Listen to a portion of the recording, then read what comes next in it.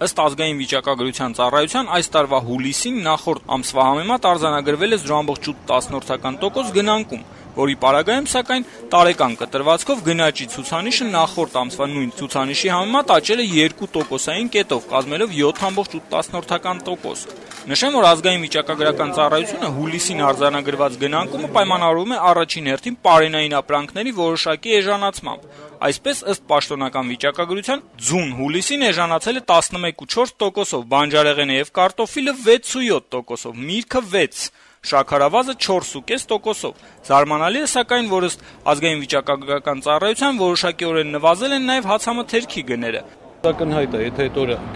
կոնկրետ գնաճ եղել է, այդ գնաճը արձանագրվել է։ Միանշանակ կարտոֆիլն, հացն է։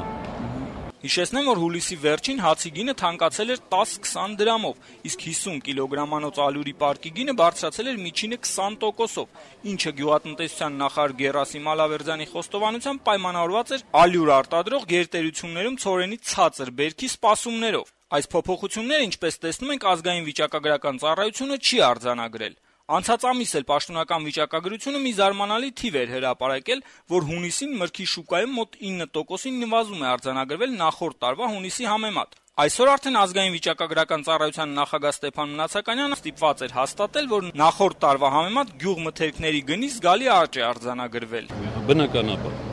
գյուղմթերքների գները ակնհայտ է, որ անցած տարվա հետ համեմատած, այսինքն 12 ամսյա միջակայքով ակնհայտ, որովհետև հուլիսին, եթե